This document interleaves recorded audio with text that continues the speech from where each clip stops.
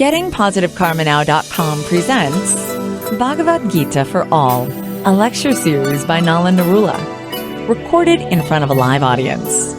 Om Namo Bhagavate Vasudevaya. Om Namo Bhagavate Vasudevaya. Om Namo Bhagavate Vasudevaya.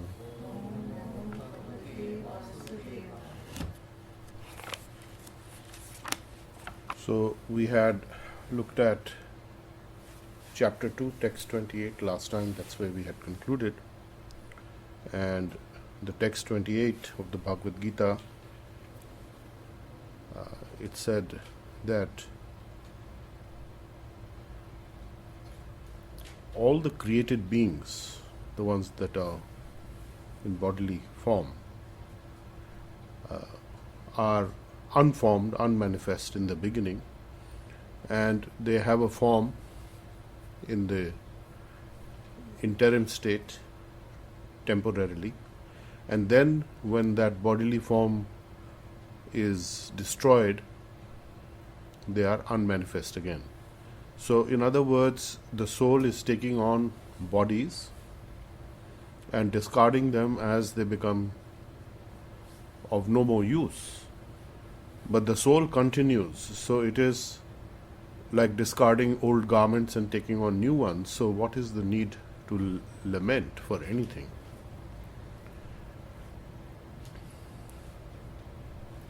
Then we have text 29, chapter 2 of Bhagavad Gita.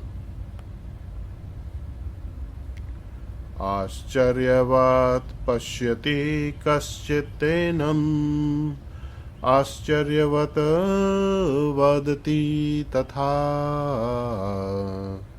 Evacha anya ascharyavat chaenam Anyaha Shrunoti shrutva pienam Vedana chaeva kaschita. Ascharyavat pashyati kaschit. Some people see the soul as amazing, and some speak of it vadati tatha. Ascharyavat vadati tatha. Some speak of it as being amazing, and tatha eva cha anya ascharyavat cha enam. So others certainly similarly amazing they think and speak of and so on. Whereas others, there are others, anya. Shrunoti shrutva api enam vedana cha eva kaschit.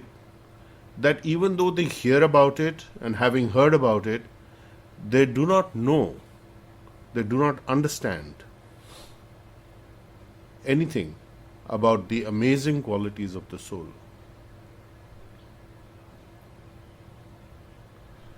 So the soul is powering up all life forms, anything that is considered living, that has life. It goes through stages of manifestation, growth, expansion, and then ultimately deterioration and annihilation.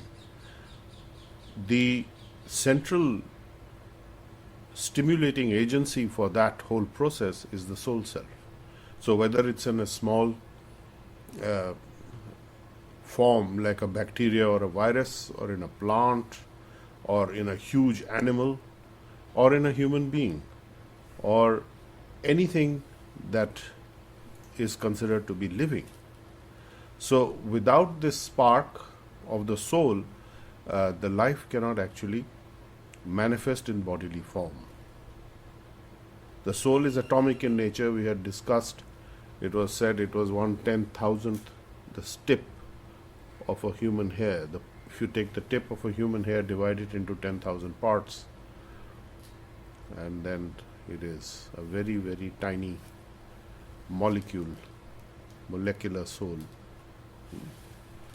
And here, knowing this and people are hearing this, speaking of it, and thinking of it as amazing. And there are those who think of it or hear about it, they talk about it, but they do not know the qualities of the soul. They don't understand. So we need to ask ourselves, what is the amazing part of the soul? And we will come to an understanding that actually it's an expansion of the divine, of the Supreme Soul, and that is amazing. The soul is unchangeable, eternal, doesn't die, and the source of it is also the same, has exactly the same qualities. And there are three things to be known. One is the Supreme Soul, one is the individual soul, and then there are other souls. So what is the relationship between ourselves and our body and other souls as well as the divine? That is something that people don't understand. So people may practice this, they may theoretically have this knowledge, but they don't have the practical application of knowledge, of this understanding. So the whole purpose is to understand that every living entity is a particle, separated particle of Lord Krishna. And Krishna says further on in the Bhagavad Gita that after many, many births, out of millions of people, a few know who I am. Bahunam janmanam ante jnanvan mam prapadyate vasudeva sarvamiti sa mahatmana sudurlabha. Such a great soul who knows who I am is very difficult to find. So among the students also, one can consider that there are people who theoretically understand this but do not actually know this. They don't behave in that way. So here again there are three things. There is the divine, the Supreme Soul, Krishna, then there is the teacher or the preceptor or the guru who gives the knowledge, and then there is the student. So this is a disciplic chain, and there are these three involved in this, and the one who gives the knowledge is also amazing. The one who is receiving the knowledge is also amazing. Krishna, of course, is totally amazing.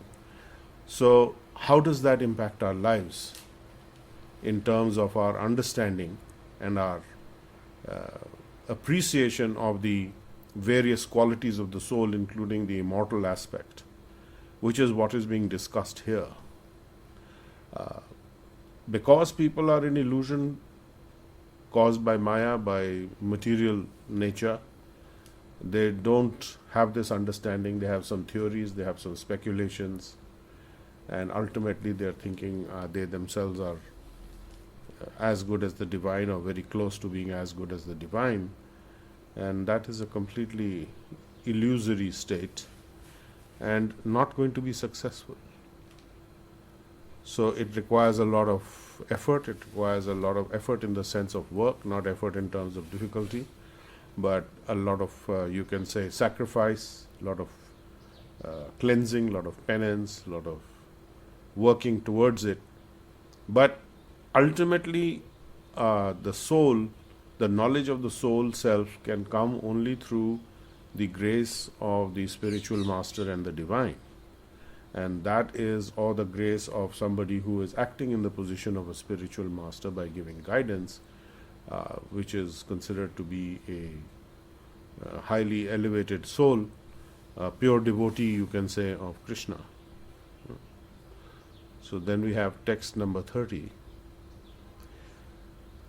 Dehi nityam avadhya ayam Dehi sarvasya bharata tasmat sarvani bhutani na tvam shochitam arhasi. Dehi nityam avadhya ayam Dehi sarvasya bharata. Dehi, the owner of the body, the one who occupies this body, is not exactly the owner, but for the time being he's been given ownership. He's the occupier of the body. Nityam avadhya, forever, eternally, nityam avadhya, cannot be killed. Ayam, this soul, Dehe, Sarvasya, is in every single body. All bodies have this quality of soul. Bharata, descendant of Bharat. Tasmat sarvani bhutani na tvam shochitam arhasi. Therefore, tasmat, all living entities that appear, that are manifest, you should never lament for them. They do not deserve lamentation if that bodily form is no more there. You should not grieve for any such creature, because the occupier of that temporary body can never be slain, can never be killed. So what are you grieving for? We had discussed last time that grief is coming usually from losing a benefit that we perceive that we are getting from such and such a person in that body, whether it's a parent, whether it's a benefactor of some kind. So when that benefactor is no more available, we feel bereft of our benefits, obviously. So that is the lamentation. So previously Arjun, in the first chapter in text 31, he was saying, I don't want to kill my relatives. And Krishna is telling him, there's no need for you to lament. You're not killing the relatives, you're killing the bodies. The soul never dies. And ultimately, why? Because we have to link this to the next shlok, which is text 31, which is Swadharmam api chaivakshya na vikampitum arhasi dharmayad dhi yuddhat shreyo anyat Kṣatriyasya na vidyate.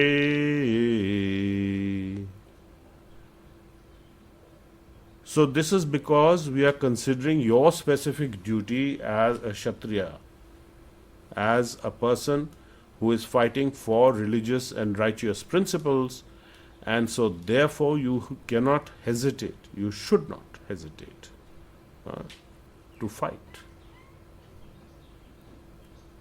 Vikampitum, should not hesitate. To hesitate, arhasi, na vikampitum arhasi. You do not, should not, you do not deserve to hesitate. It is not befitting you, in other words. It is not deserving of you that you should hesitate to go back from your occupational duty, dharmyat. So, as a Kṣatriya, the dharmyat is, the dharma is to protect the innocent, to protect those who are weaker, and to fight on the path of righteousness, or to go on the path of righteousness. And if it involves fighting, yes, you must fight. So it is a righteous fight.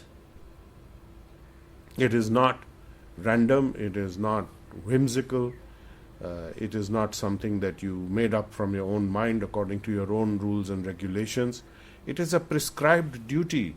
It is sanctioned by authority here as well as sanctioned by Krishna's authority. So it is sanctioned not only by people who are in the know of it, but it is sanctioned by Krishna himself, who is the supreme soul of all souls. So therefore, there is nothing better for you as a Kṣatriya than to fight a righteous battle, and even if you have to kill your relatives, you must do so, because you have to follow the path of dharma. So this is a difficult situation that Arjun has found himself in, and Krishna is clearing all his illusory aspects, and he is helping him to understand that it is better for him to follow his own duty. So he has earlier told him that even if you lose, you will go to the heavenly planets, so there is no loss for you. If you win, you get the earthly kingdom, so there is no loss for you. So why are you grieving? So this is a continuity of the same thing. Here Krishna is introducing the aspect of the immortal soul, and the amazing aspect of it is that it has the same qualities as the supreme soul, but in very minute quantity. And all living souls have that quality. So that is the aspect that Krishna is now presenting to Arjun, to rid him of his anxiety, his fear, his hesitation to fight, and his illusion about body and its expansions in terms of relatives, in terms of those who are connected to the body in various ways. So we will pause here at this text, number 31. And to summarize from 29 to 31, basically Krishna is saying that some look upon the soul as amazing, and some are describing him as amazing, and hear about him as amazing, and those even after hearing about him as being amazing, they cannot understand the soul at all. So they cannot understand the soul, they cannot understand their own position, they cannot understand their relationship and position to other souls as well as to the divine, to Krishna. So that's illusion. It's very difficult to find bahunam janmanam ante jnanvan mam prapadyante. Vasudeva sarvamiti sa mahatmana sudurlabha. Very difficult to find such a great soul who can understand the source of all the souls. Krishna says in the Bhagavad Gita also. And then we have text 30, that the owner or that person who has the temporary ownership, who dwells in this body, is eternal, whereas the bodily form is temporary, because everything that is manifest must become unmanifest at some point, and that which is unmanifest becomes manifest for some time and then again disappears. So it is like the sun. It manifests in the daytime and then it disappears at night time to come again. It's the same sun. It's not a new sun. It is not that the sun has died and disappeared. It is just appears that the form of the sun, which is the light body, that is gone from our vision, but the sun is still existing. So similarly the soul is also existing, even though the form that it is occupying temporarily is no more there. Text 31 is saying that considering that you have a very specific dharma of a Kṣatriya warrior to protect the righteous path, to go on the righteous path, to fight for righteous principles, and therefore it is not befitting you that you hesitate, because you must do your duty, you must follow this principle, so please do not hesitate. That is text 31 of chapter 2. Any questions, thoughts or comments?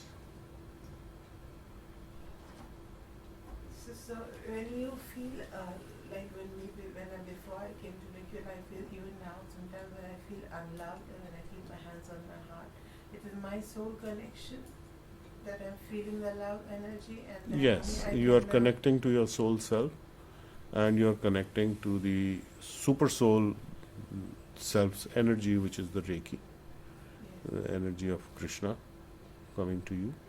So you're connecting with that flow of that energy also. And it's only the blockage of not feeling the love that makes one feel uncomfortable. Yes, there are a lot of fears and anxieties and illusory blockades in our vision, and that is what makes us upset or makes us uncomfortable or feeling unloved, because we are looking for the love externally. That love, that which is deep within, which you want, Yes. which is yearning, one is yearning for. Yes. Because you're looking outside. Outside, and it's not yes. there. It's not there. It's inside. Because the inside is permanent, the outside is temporary. So other outside creatures are also temporary. So you will never find what you're looking for outside. You will find it only inside. Because that remains with you constantly, whether you're in this body or some other body, or you don't have a so-called body. That is constant. So that is your most important connection. And That then you want to share it with everyone, because when you share it with everyone in the sense of radiating that energy to them, so that it can help them also to connect to their inner self. Yes. So that is what is actually happening deeply when you do healing, that you are actually helping people to connect with their inner soul self and experience that love and joy and happiness. So when I'm hearing myself, it radiates on its own. Yes, it is radiating on its own. So in your presence, people will feel it.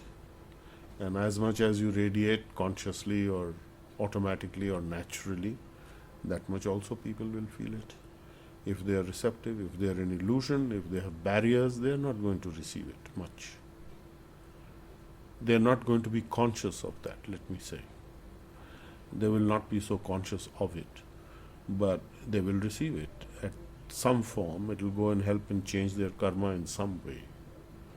But they may be totally blissfully unaware. Krishna is saying people hear about it, they see about it, the qualities of the soul, they know about it, and yet they don't understand it. So it's the same thing with the energy. People can talk about it, they can know it, they can hear it, they just don't understand it, they don't want to understand it. Fine, not a problem. It doesn't change the action of the energy. It doesn't change the action of the soul. It doesn't change the action of the super soul or the supreme soul or the energy that is flowing. So that is a constant, unchanging factor. Energy is so beautiful, I can't imagine what. Yes, it is absolutely wonderful energy. And the more we connect with it, instead of connecting with other things, and basically it's the mind and the fears that keep us blocked. And why does the anger come then? Because we feel we are not in control of anything. That is where anger comes from. Because of your own inability to... Because we desire things to be the way they are not. We get angry because we desire things to be the way they are not, and we feel helpless when they don't become the things that we want them to become. So that is cause for unhappiness.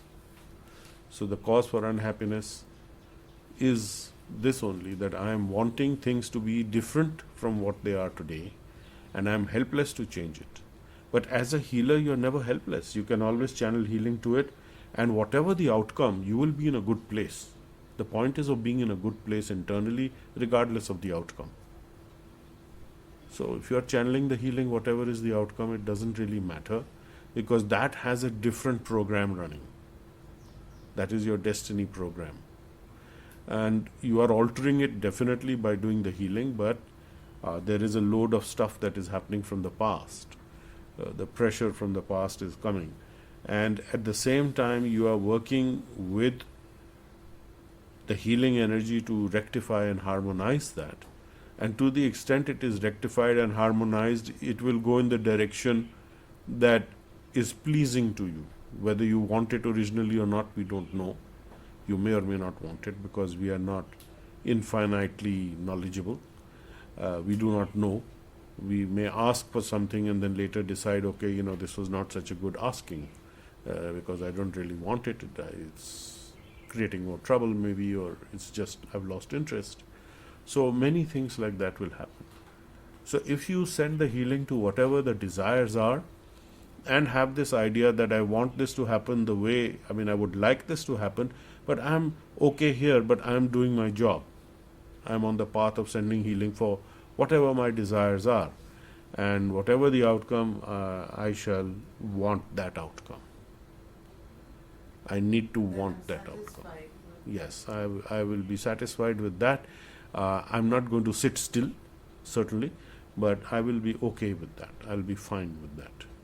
And I will keep doing this all the time. So then my life becomes a series of I'm fine, I'm good, I'm okay, rather than this is missing, I don't have, I'm short of this. So all that disappears. So that is the way that you can. And what is the blockage in the throat? Because sometimes when you heal it, then you just want to just let go and connect, and you don't want to communicate with anyone. Yeah, so that's fine. You have your internal communication. Is not necessary that you should communicate outside all the time. That is what it means to be with oneself. To be with oneself, so one own self, and then connecting with the higher selves. And that is possible only because of the higher self grace from the super soul. Grace of the Guru, grace of the divine, conveyed through the grace of the Guru. But so we see special energies from like about evening about 7 o'clock till late at night. I feel the energy is coming down more, because then I connect with you and I know that it's coming down in a power. It's Yes. coming in a flood. Yeah, because if you are having a good connection, and when you have time to pay attention to it, your consciousness will feel it. But when you are, let's say, busy with so many external activities as we are required to do during our daily life, we may not be all the time so conscious of it. But it's still happening. But we are not so conscious of it. We are distracted in terms of our attention. So it's basically when you are bringing your attention back inwardly and you're connecting with the energies, you will get the massive inflow. It's like there's a waterfall. The waterfall is happening. I'm standing on the edge of the waterfall. The water is coming, it's splashing, but I'm not feeling it. Little bit I'm feeling. Then I go into the waterfall. That's when there's the massive flow. And then you just want to just. Then you stay in the waterfall, yes. So very often this will also happen during your daily activities. That suddenly get lost for a few minutes. You may not get lost. You may do your daily activities and still be in the waterfall. That's the next So it possibility. goes down to heal everyone who's around. Yes, it goes. Then you're in the waterfall. It is splashing everywhere. Yes, yes, absolutely. The waterfall of light, the waterfall of love and light is coming down. As you're connecting with it more and more, in fact, the more you connect with it, the more it will radiate out. So in your daily activities, if you are in the waterfall of light, you're able to channel more energy. Because ultimately it's your consciousness that is important. Your consciousness is the greatest channel of healing. It's something beyond thought, it is beyond mind, it is your awareness factor. Consciousness means awareness. So when you are aware of this energy, it is instantly flowing everywhere. To whatever you're looking, to whatever you're thinking, whatever you're seeing, whatever is around you, it's flowing there. So ideally, the goal is to be in that consciousness. That is what it means to be God conscious or Krishna conscious or Reiki conscious or conscious of the light or conscious of the grace. So whatever words you want to use. The source is Krishna for all. Okay. Yes. So what is the relationship between the soul and the chakras? The chakras are working aspects of the subtle bodies. They are the energy pumps, nodes doing different functions. The soul is beyond the chakras. Yeah. Okay, so we will conclude here today at text 31, chapter 2 of the Bhagavad Gita. Om Namo Bhagavate Vasudevaya. Om Namo Bhagavate Vasudevaya. Om Namo Bhagavate Vasudevaya.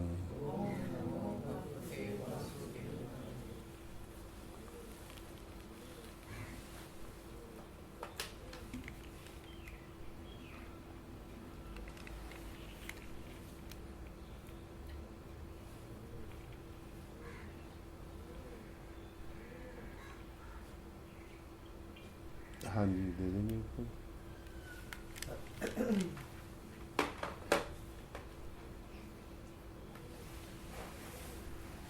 Anything else you want to talk about? We can talk about. We close now the Bhagavad Gita. Sir, Yeah. how do we connect more internally? Like, some guidance on that. How do we connect? By doing it, by being aware, by focusing your consciousness internally. You have to bring your awareness to the flow of the energy. That's all. As you do your healing, you connect with that without distraction. So that is what you did in the beginning of when you did the Reiki 1. So then over time you may lose it because you have other methodologies which work very fast, but your awareness is not so connected. It's happening, but you're not consciously aware. So you need to be a little more consciously aware that the energy is flowing through you. And when you do that, you'll find that any difficulty you face, for example, will dissolve also, right in front of you. It's a matter of practice. Just become more aware of the flow of energy. That is the guidance. That's the instruction. Become aware of the energy flow. That's it. Nothing more. Because action will take place out of that awareness itself. And that's what is spontaneous healing. Yes, that is spontaneous. Spontaneous healing, exactly. Sir, sometime I do healing with symbol, Reiki 2 symbol. Hmm. And in between I am flowing with K2 symbols. Fine. Doesn't make any. No. Should I change it or just Do whatever is feeling good for you at that time. In terms of the symbology, use whatever ones you need. That you're guided to use, that's perfectly fine. You can use both from time to time, alternate, whatever you want to do.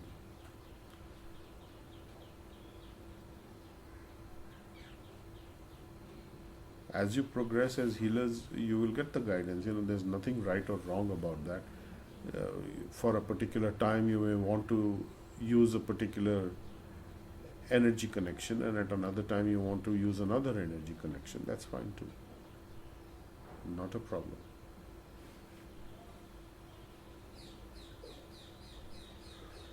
Or Mr. Thanway, अच्छा nap लिया, सो गए थे,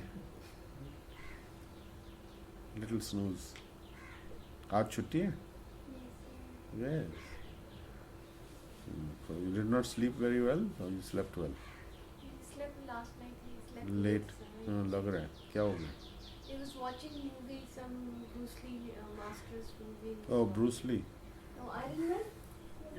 Jackie Chan. Huh? Ip Man. Ip Man. Bruce Lee's master. Okay.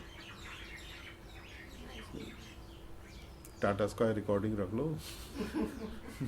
इसको सुनो. The movies are on Saturdays and Fridays. He doesn't want to sleep early. He insists that it's my chutti now, so I No, he should sleep early and get up and then watch. रात को जो sleep मिलता है वो बहुत important है. You've been listening to Bhagavad Gita for All, a lecture series by Nalan K. Narula. Explore our website, gettingpositivekarmanow.com, for more on how to change your karma and destiny.